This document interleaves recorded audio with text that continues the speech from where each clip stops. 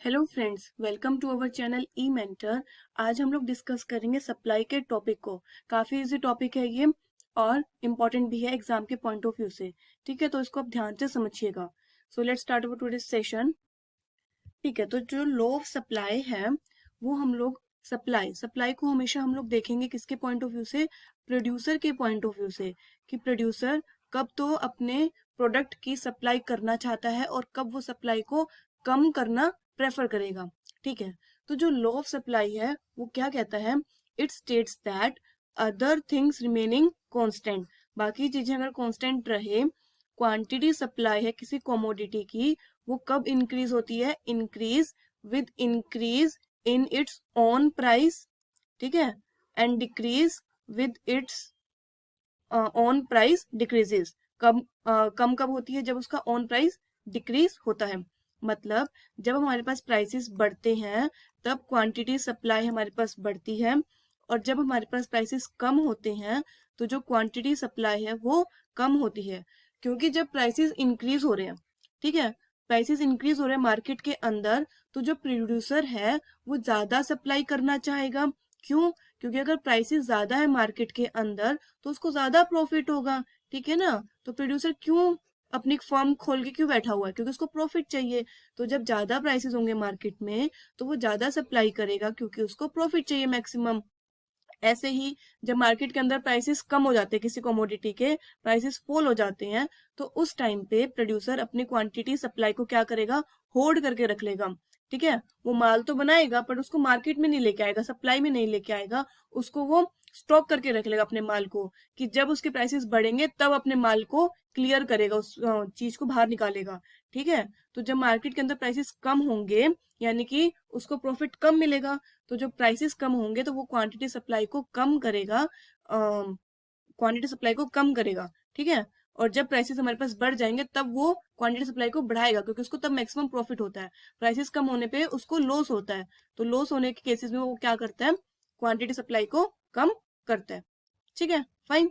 तो यानी कि ये क्या हो गया, हमारे पास पॉजिटिव रिलेशन है। प्राइसेस के बढ़ने से क्वांटिटी सप्लाई बढ़ती है, प्राइसेस घटने से क्वांटिटी सप्लाई कम होती है। ठीक है, तो it's a direct relation, there is a direct relation between prices and quantity supply. ठीक है, लॉ ऑफ डिमांड में क्या होता था हमारे पास, इनवर्स रिलेशन, कि अगर प्राइसेस बढ़ते थे तो कंज्यूमर डिमांड कम करता था, क्योंकि उसको अब महंगी लगती थी वो चीज प्राइसेस बढ़ने पे। और जब प्राइसेस कम होते थे उसके लिए वो चीज सस्ती हो जाती थी, कोई भी कमोडिटी, तो वो डिमांड ज्यादा करता था। वहां पे वो क्या था, इनवर्स रिलेशन। यहाँ पे क्या है, डायरेक्ट रिलेशन। तो इसी को हमने ग्राफिकल मेथड से शो कर रखा है। अगर हमने एक्स एक्सिस पे क्वांटिटी सप्लाई ली है और वाई एक्सिस पे हमने प्राइसेस को लिया है। ठीक है, तो जैसे जैसे प्राइसेस बढ़ते हैं, मान लो पहले किसी कमोडिटी के प्राइस 10 था मार्केट के अंदर, फिर वो 20 हो जाता है। ठीक है, और क्वांटिटी सप्लाई 10 पे अगर 100 की थी और 20 होने पे जब प्राइसेस बढ़ गए तो प्रोड्यूसर ने क्वांटिटी सप्लाई क्या कर दी, बढ़ा दी। ठीक है, क्वांटिटी सप्लाई कितनी होगी हमारे पास, 200 हो गई। तो इट्स अ पॉजिटिव रिलेशन, इसको हमने अपवर्ड स्लोपिंग लाइन से शो किया है इसको। ठीक है, इट्स अपवर्ड स्लोपिंग लाइन, तो उसको हमने शो किया, ये सप्लाई कर्व है। ये क्या है, हमारी सप्लाई कर्व। ये हमको रिलेशन शो करती है प्राइस का और क्वांटिटी सप्लाइड का, कि जैसे जैसे प्राइसेस हमारे पास बढ़ते हैं वैसे वैसे प्रोड्यूसर क्वांटिटी सप्लाई बढ़ा देता है, क्योंकि प्राइसेस के बढ़ने पे उसको प्रॉफिट होता है, तो वो ज्यादा प्रॉफिट कमाना चाहता है, इसलिए वो अपनी क्वांटिटी सप्लाई को क्या करता है, इंक्रीज कर देता है। आई होप कि आप लोगों को समझ में आ गया होगा। लॉ ऑफ सप्लाई है, इंपॉर्टेंट है, पूछ लेता है एग्जामिनर कई बार। ठीक है, कि लॉ ऑफ सप्लाई क्या है, उसमें किस चीज का रिलेशन होता है, प्राइस और क्वांटिटी सप्लाइड का।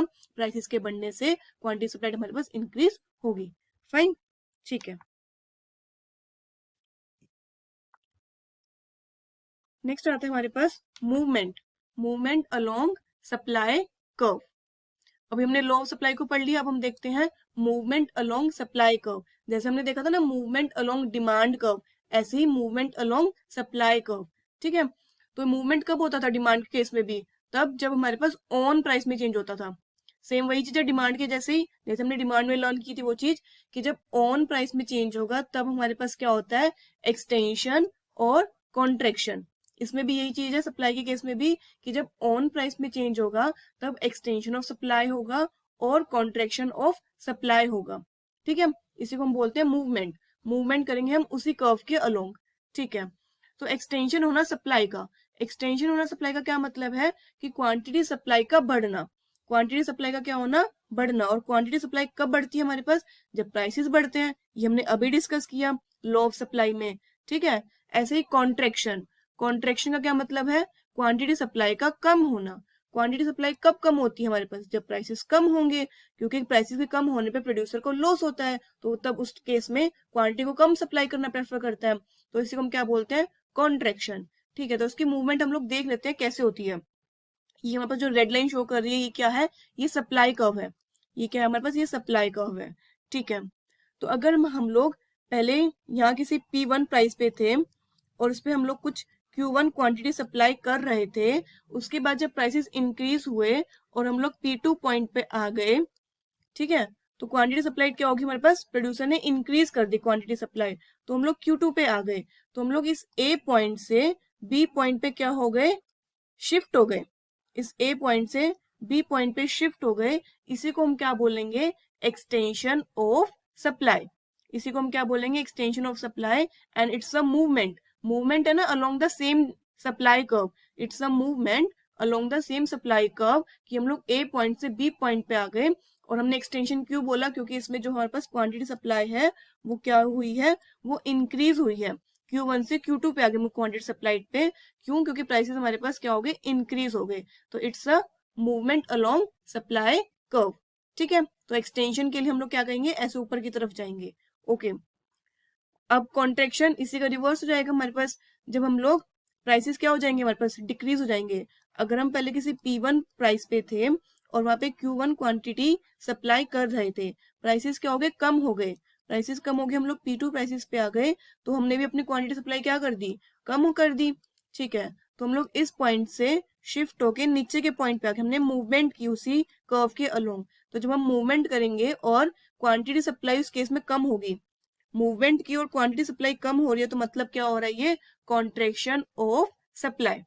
फाइन, आई होप कि समझ में आ गया होगा।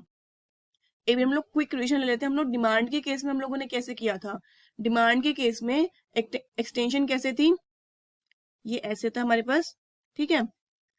डिमांड कब ऐसे होती है, नेगेटिवली स्लोप्ड होती है हमारे पास। अब डिमांड के केस में क्या था, एक्सटेंशन, एक्सटेंशन किसका होना, क्वांटिटी डिमांड का। तो क्वांटिटी डिमांड हमारे पास कब एक्सटेंड होगी, जब हमारे पास क्या होंगे, प्राइसेस फॉल होंगे, ठीक है। तो प्राइसेस फॉल होंगे, तो उसकी मूवमेंट कैसे थी, उसकी मूवमेंट थी ऐसे, हम लोग A पॉइंट से B पॉइंट पे आए थे, यहाँ से ऊपर से नीचे आए थे, क्यों, क्योंकि देखो अगर हम पहले किसी इस पॉइंट पे होंगे, इस पॉइंट पे P1 और यहाँ पे क्वांटिटी 1 होगी हमारे पास, प्राइसेस का क्या होना पड़ेगा, फॉल, प्राइसेस फॉल होंगे ऐसे, ठीक है। ये हो गए प्राइसेस फॉल, P2 से हम लोग किस पे आ गए, Q2 पे आ गए, और हमारे पास क्या होगी, क्वांटिटी डिमांड, क्वांटिटी डिमांड क्या होगी हमारे पास, इंक्रीज हो गई, ठीक है। तो उस केस में एक्सटेंशन ऐसे था, डिमांड कर्व के केस में एक्सटेंशन कैसे था, ऐसे था, हम लोग इस A पॉइंट से B पॉइंट पे आ गए थे, ऊपर से नीचे की तरफ। सप्लाई के केस में एक्सटेंशन कैसे है हमारे पास, क्योंकि यह एक्सटेंशन हमेशा आपको किस में देखना है, एक्सटेंशन है क्वांटिटी में देखना है, क्वांटिटी डिमांड में और क्वांटिटी सप्लाई में। यहाँ पे क्वांटिटी डिमांड हमारे पास ऐसे बढ़ेगी और यहाँ पे क्वांटिटी सप्लाई ऐसे बढ़ेगी, ठीक है। तो अब क्योंकि ये अपवर्ड स्लोपिंग लाइन है, तो इसके लिए हम लोग ऊपर की तरफ जाएंगे, और ये डाउनवर्ड स्लोपिंग लाइन है, तो इसमें हमको क्वांटिटी डिमांड बढ़ानी है, तो इसलिए हम लोग ऐसे नीचे की तरफ आए थे, इसलिए क्या हो गया हमारे पास, एक्सटेंशन। कंफ्यूज नहीं होना है एक्सटेंशन सप्लाई के केस में और डिमांड के केस में, फाइन, ठीक है। और कॉन्ट्रेक्शन कैसे थे डिमांड के केस में, ये भी उसको रिवाइज कर लेते हैं। और कॉन्ट्रेक्शन ये ऐसे, और ये डिमांड का वो होगी हमारे पास, फाइन। कॉन्ट्रेक्शन, कॉन्ट्रेक्शन का मतलब क्या बोल रहे हैं हम लोग, कि क्वांटिटी डिमांड का कम होना। क्वांटिटी डिमांड कब कम होगी हमारे पास, जब प्राइसेस हमारे पास इंक्रीज होंगे, ठीक है। तो यानी कि प्राइसेस को हमको क्या करना है, इंक्रीज करना है। हम पहले किसी इस पॉइंट पे होंगे, ये P1 और ये Q1, ठीक है। प्राइसेस हमको इंक्रीज करना है, तो प्राइसेस ऊपर की तरफ इंक्रीज होंगे, यहाँ पे हम किसी P2 पॉइंट पे आ गए, ठीक है। और क्वांटिटी डिमांड क्या होगी हमारे पास, कम हो गई, यही करना हमको कॉन्ट्रेक्शन में।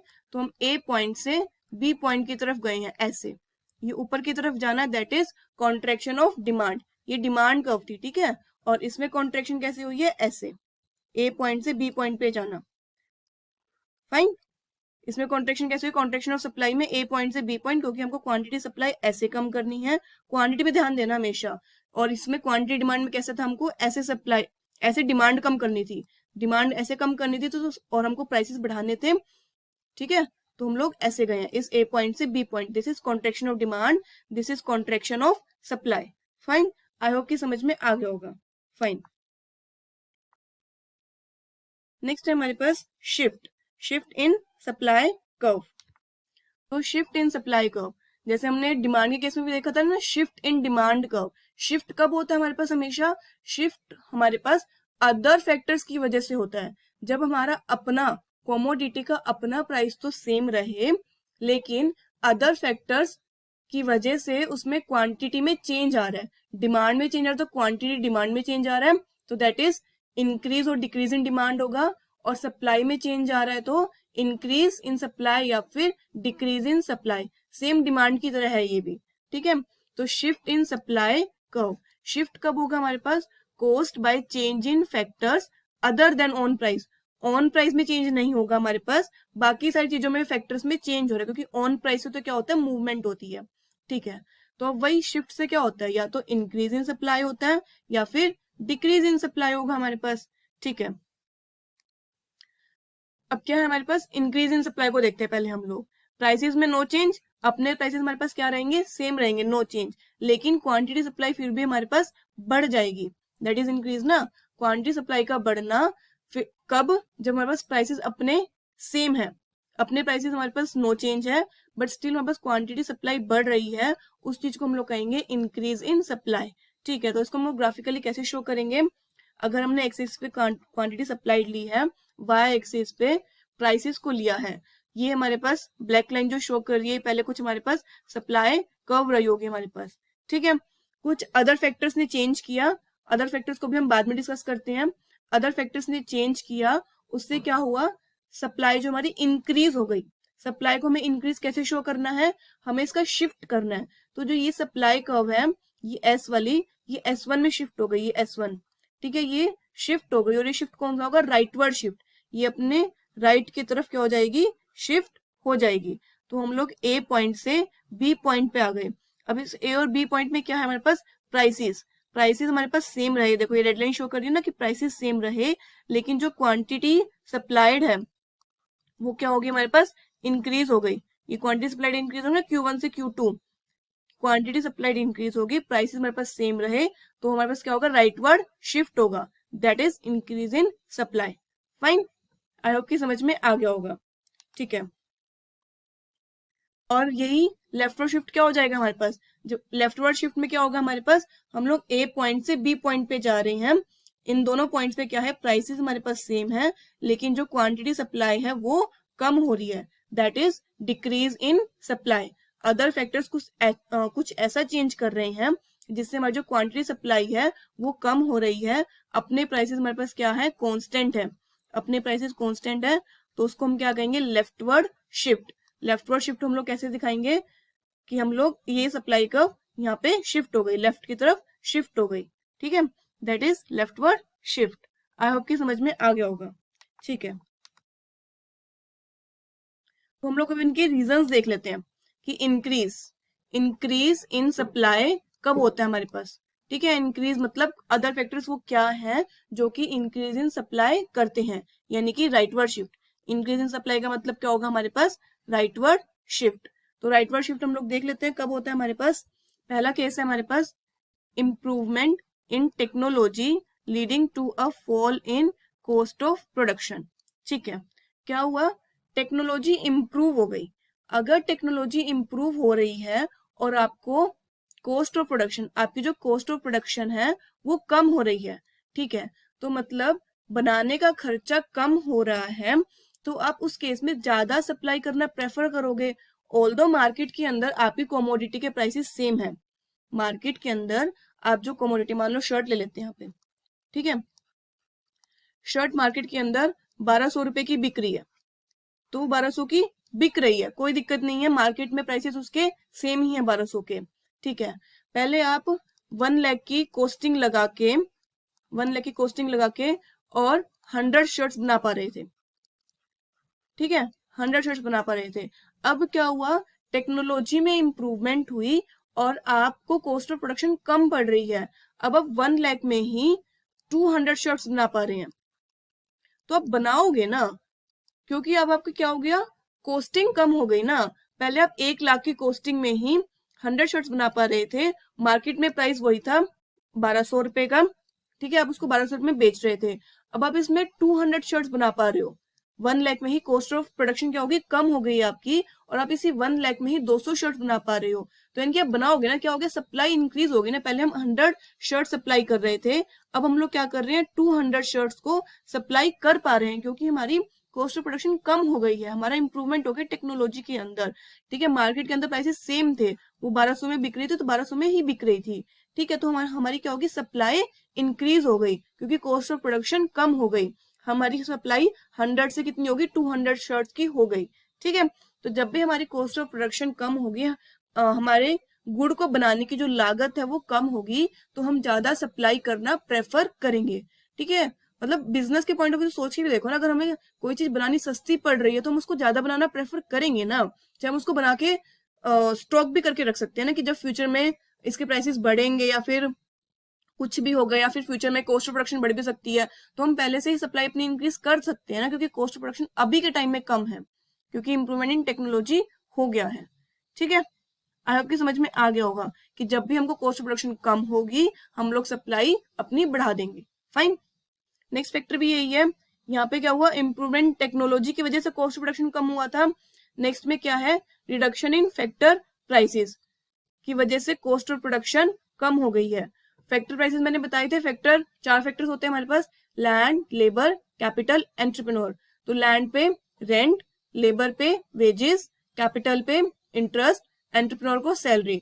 इनमें से अगर कुछ भी सस्ता होता है, मान लो लेबर को पहले आप 300 रुपए दे रहे थे हर दिन के, और अब आप 200 रुपए ही दे रहे हो, ठीक है, तो इनकी कहीं ना कहीं कॉस्ट ऑफ प्रोडक्शन आपकी कम हो गई ना, कॉस्ट ऑफ प्रोडक्शन कम हो गई। इस केस में भी क्या था, कॉस्ट ऑफ प्रोडक्शन कम हो गई।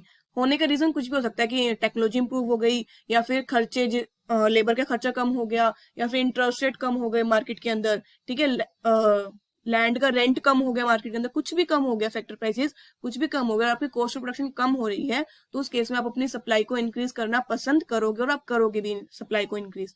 ठीक है, तो वो क्या होगा, हमारे पास राइटवर्ड शिफ्ट हो जाएगा उस केस में। राइटवर्ड शिफ्ट के अपने प्राइसेस सेम थे, फिर भी हम लोगों ने क्या किया, सप्लाई को इंक्रीज कर दिया। ठीक है, नेक्स्ट आता है हमारे पास decrease in the price of the competing product. अच्छा, decrease in the price of the competing product. For example, हमारी है टी की फर्म, ठीक है, हम लोग है टी के फर्म वाले। ठीक है, अब इसका कॉम्पिटिंग प्रोडक्ट क्या हमने मान लिया, कॉफी। कॉफी के प्राइसेस क्या हुए, मार्केट के अंदर रिड्यूस हो गए, कॉफी के प्राइसेस हो गए मार्केट के अंदर रिड्यूस। ठीक है, अब आप क्या कहोगे, कॉफी के प्राइसेस कम हो गए मार्केट के अंदर, तो आपके टी के प्राइसेस ऑल्दो चेंज नहीं हुए हैं, बट रिलेटिवली आपकी टी के प्राइसेस, मतलब दाम है जो आपके टी के, वो मार्केट के अंदर क्या हो गए, अच्छे हो गए, आप ये कहोगे ना। टी के प्राइसेस चेंज नहीं हुए हैं, बट रिलेटिवली इसके कंपैरिजन में, कॉफी के कंपैरिजन में जो टी है वो क्या हो गया, उसके दाम मार्केट के अंदर अच्छे हो गए हैं। जब प्रोड्यूसर को अपनी कॉमोडिटी के दाम मार्केट के अंदर अच्छे मिलेंगे, तो वो सप्लाई करना प्रेफर करेगा ना, वो सप्लाई करेगा, वो अपनी सप्लाई को क्या करेगा, इंक्रीज कर देगा। ठीक है, तो यही वाला केस है कि कॉफी के प्राइसेस चेंज हुए, तो टी की प्रोडक्शन क्या होगी, हमारे पास इंक्रीज हो गई। टी की हम लोग क्या करेंगे, प्रोडक्शन को इंक्रीज कर देंगे, हम अपनी सप्लाई को इंक्रीज कर देंगे। क्यों, क्योंकि हमें अब इसके दाम मार्केट के अंदर अच्छे मिल रहे हैं, क्योंकि कॉफी कहीं ना कहीं सस्ती हो गई है। ठीक है, तो ये हमें सोचना हमेशा प्रोड्यूसर के पॉइंट ऑफ व्यू से। ठीक है, आई होप की समझ में आ गया होगा कि जब कंपीटिंग प्रोडक्ट के प्राइसेस कम होंगे, तो यानी कि हमें हमें हमें हमारी गुड के प्राइस मार्केट के अंदर अच्छे मिलेंगे, तो प्रोड्यूसर तक कहेगा ना, मैं तो अच्छे दाम पे अपनी सप्लाई बढ़ाना चाहूंगा, मैं उसको और बेचना चाहूंगा। ठीक है, बिके ना बिके वो अलग बात है मार्केट के अंदर, पर वो चाहेगा तो वो सप्लाई तो इंक्रीज करेगा। हम लोग सारा सप्लाई का चैप्टर प्रोड्यूसर के पॉइंट ऑफ व्यू से ही पढ़ेंगे। ठीक है, increase in the number of firms in the industry. ठीक है, अगर नंबर ऑफ फर्म्स इंडस्ट्री के अंदर इंक्रीज हो रही हैं, तो इनकी प्रोडक्शन इंक्रीज हो रही है, प्रोडक्शन इंक्रीज हो रही है तो सप्लाई इंक्रीज हो रही है। सारे प्राइसेस सेम है मार्केट के अंदर। ठीक है, कमोडिटी का प्राइस चेंज नहीं हुआ है, लेकिन नंबर ऑफ फर्म्स इंक्रीज हो गई है, नंबर ऑफ फर्म्स इंक्रीज तो प्रोडक्शन इंक्रीज तो सप्लाई इंक्रीज। ठीक है, तो दीज आर द फैक्टर्स जिनसे क्या होता है हमारे पास इंक्रीज इन सप्लाई और राइटवर्ड शिफ्ट, हम लोग राइटवर्ड शिफ्ट हो जाते हैं, क्वांटिटी सप्लाई क्या हो जाती है हमारी इंक्रीज हो जाती है। फाइन, ठीक है। तो अभी जो हमने फैक्टर डिस्कस किए जस्ट उसका रिवर्स, उसका जो सारा रिवर्स हो जाएगा वो क्या हो जाएगा, डिक्रीज इन सप्लाई के लिए। जो हमने अभी सारे फैक्टर डिस्कस किया ना जस्ट उसका रिवर्स ही है, वो सारे क्या हो जाएंगे, डिक्रीज इन सप्लाई के लिए हो जाएंगे। ठीक है, अगर टेक्नोलॉजी आउटडेटेड हो गई है, हमको कॉस्ट ऑफ प्रोडक्शन ज्यादा पड़ रही है, तो कॉस्ट ऑफ प्रोडक्शन जब भी हमको ज्यादा पड़ेगी तो हम क्या करेंगे, अपनी सप्लाई को कम करेंगे, हम अपनी सप्लाई को कम करना पसंद करेंगे क्योंकि हमको कॉस्ट ऑफ प्रोडक्शन अब ज्यादा पड़ रही है। ठीक है, ऐसे ही अगर फैक्टर प्राइसेस बढ़ गई यानी कि कॉस्ट ऑफ प्रोडक्शन बढ़ गई, हमको कॉस्ट ऑफ प्रोडक्शन हमको इंक्रीज हो गई, तो जब भी हमको कॉस्ट ऑफ प्रोडक्शन हमको हमारी लागत महंगी पड़ने लग जाएगी तो हम लोग अपनी क्या करेंगे, सप्लाई को कम करना पसंद करेंगे, क्योंकि अब हमको प्रॉफिट कम मिलेगा ना। अगर हमको खर्चे ही इतने पड़ रहे हैं उस चीज को बनाने में तो इनकी प्रॉफिट और मार्केट के अंदर प्राइसेस वही है, मार्केट के अंदर प्राइसेस वही है और हमको लागत महंगी पड़ रही है, तो यानी कि हमको कहीं ना कहीं एट दी एंड प्रॉफिट कम मिलेगा ना। तो उस केस में हम लोग क्या करेंगे, सप्लाई अपनी कम कर देंगे, हम लोग क्या करेंगे, अपने गुड को ना होल्ड करके रख लेंगे कुछ टाइम के लिए, कि जब कॉस्ट ऑफ प्रोडक्शन कम होगी तब हम उसको ज्यादा प्रोड्यूस करेंगे उस गुड को। Till the time cost of production ज्यादा है हम अपनी सप्लाई को कम करते हैं, हम अपनी सप्लाई को कम करते हैं और मार्केट के अंदर भी कम ही लेके जाते हैं, उस माल को भी कम देकर आते हैं। ठीक है, मार्केट के अंदर, क्योंकि हमें कॉस्ट ऑफ प्रोडक्शन ज्यादा पड़ रही है, जब कॉस्ट ऑफ प्रोडक्शन कम होगी तब सप्लाई को इंक्रीज करेंगे, ऐसा प्रोड्यूसर सोचेगा और वो करेगा भी ऐसा। ठीक है, नेक्स्ट है हमारे पास increase in the price of the competing product. ठीक है, वही टी और कॉफी का, कि अगर हमारी टी की फर्म है, ठीक है, और कॉफी के प्राइसेस क्या हो गए हमारे पास, इंक्रीज हो गए, तो कॉफी के प्राइसेस इंक्रीज हुए हैं, टी के नो चेंज है, बट रिलेटिवली जो टी है वो क्या हो गई है, रेट में कम हो गई है, टी के प्राइसेस रिलेटिवली क्या हो जाएंगे हमारे पास, हमको क्या लगेंगे, कम लगेंगे। अब टी के प्राइसेस रिलेटिवली कम, तो लो ऑफ सप्लाई क्या कहता है, अगर प्राइसेस कम तो quantity supply come, low of supply यही कहता है ना हमको। तो टी क्योंकि हमको रिलेटिवली कम दाम दे रही है मार्केट के अंदर, तो प्रोड्यूसर क्या कहेगा कि मैं अभी टी की सप्लाई कम करना प्रेफर करूंगा, क्योंकि टी के दाम जो है मार्केट के अंदर रिलेटिवली अब कम है, कॉफी के कंपैरिजन में क्या है, वो कम है। ठीक है, ऑल्दो टी के प्राइसेस चेंज नहीं हुआ है, चेंज किसके हुआ, कंपीटिंग प्रोडक्ट यानी कि कॉफी के चेंज हुए हैं। आई होप कि समझ में आ गया होगा। फाइन, और decrease in the number of firms, अगर नंबर ऑफ फर्म्स कम है तो प्रोडक्शन कम तो सप्लाई कम, और सप्लाई कम तो हम लोग क्या होंगे, राइटवर्ड लेफ्टवर्ड शिफ्ट हो जाएंगे। हम लोग सप्लाई का अगर हमारी ऐसी, एक सेकेंड, अगर हमारी सप्लाई कर्व ऐसी थी, ठीक है, तो हम लोग लेफ्टवर्ड शिफ्ट हो जाएंगे और हम लोग ऐसे ऐसे हम लोग लेफ्टवर्ड शिफ्ट हो जाएंगे। तो these are the factors that is affecting the supply. Other factors थे, ऑन प्राइसिंग में चेंज नहीं था, अदर फैक्टर्स थे जिससे क्या होता है, इंक्रीज और डिक्रीज इन सप्लाई। फाइन, तो सप्लाई का टॉपिक अभी के लिए इतना ही, नेक्स्ट में हम लोग डिस्कस करेंगे, नेक्स्ट लेक्चर में इलास्टिसिटी ऑफ सप्लाई को हम लोग डिस्कस करेंगे। फाइन, आई होप कि लेक्चर समझ में आ गया होगा, फिर भी आप लोगों को कोई डाउट हो तो प्लीज आप कमेंट सेक्शन में लिख सकते हैं। और thank you so much for watching the video.